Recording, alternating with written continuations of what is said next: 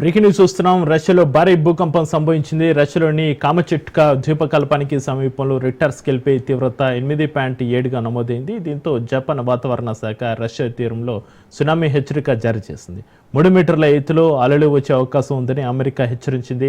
Japan time India కంటే 3 గంటల 30 నిమిషాల ముందు ఉంటుంది. దీని ప్రకారం ఈ భూకంపం బుధవారం ఉదయం 8 గంటల 25 నిమిషాలకు సంభవించింది.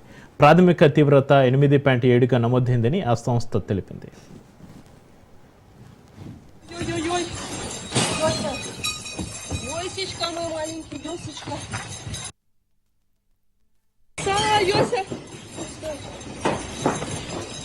Господи, Боже мой. జపాన్ పసిఫిక్ తీరం వెంబడి సునామీ వచ్చే అవకాశం ఉందని హెచ్చరిక జారీ చేసింది. ఇప్పటివరకు ఎటువంటి నష్టం జరిగినట్లు సమాచారం లేదు. జపాన్లోని 4 పెద్ద దీవులకు ఉత్తరాన ఉన్న అక్కేడో నుంచి భూకంపం దాదాపు 250 కిలోమీటర్ల దూరంలో ఉందని తెలుస్తుంది.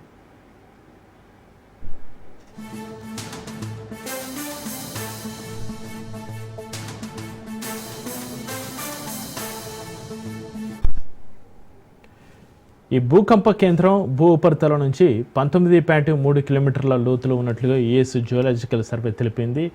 కమట్చట్కాలో ఎంత మేర ఆస్తి ప్రాణ నష్టం జరిగిందని రష్యా నుంచి తక్షణ సమాచారం లేదు. హవాయికి ద్వీపానికి మాత్రం సునామీ హెచ్చరిక జారీ చేయబడింది.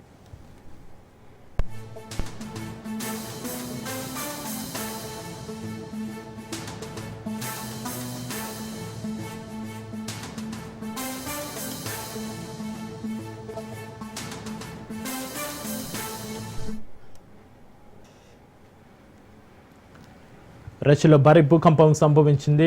రష్యాలోని కామచెట్కాలో ద్వీపకల్పానికి సమీపంలో రిక్టర్ స్కేల్పై తీవ్రత 8.7గా నమోదైంది. దీంతో జపాన్ వాతావరణ శాఖ రష్యా తీరంలో సునామీ హెచ్చరిక జారీ చేసింది. 3 మీటర్ల ఎత్తులో అలలు వచ్చే అవకాశం ఉందని అమెరికా హెచ్చరించింది. జపాన్ టైం ఇండియా కంటే 3 గంటల 30 నిమిషాల ముందు ఉంటుంది. దీని ప్రకారం ఈ భూకంపం బుధవారం ఉదయం 8 గంటల 25 నిమిషాలకు సంభవించింది. ప్రాథమిక తీవ్రత 8.7గా నమోదైందని ఆ సంస్థ తెలిపింది.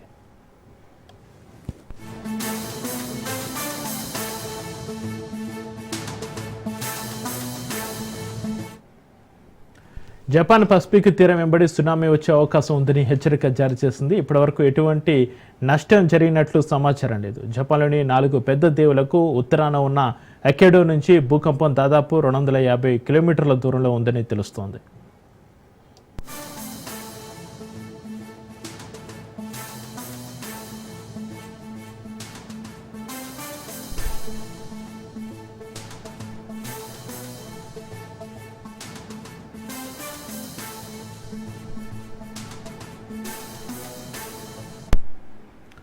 ఈ భూకంప కేంద్రం భూ ఉపరితలం నుంచి 19.3 కిలోమీటర్ల లోతులో ఉన్నట్లుగా యుఎస్ జియోలాజికల్ సర్వే తెలిపింది.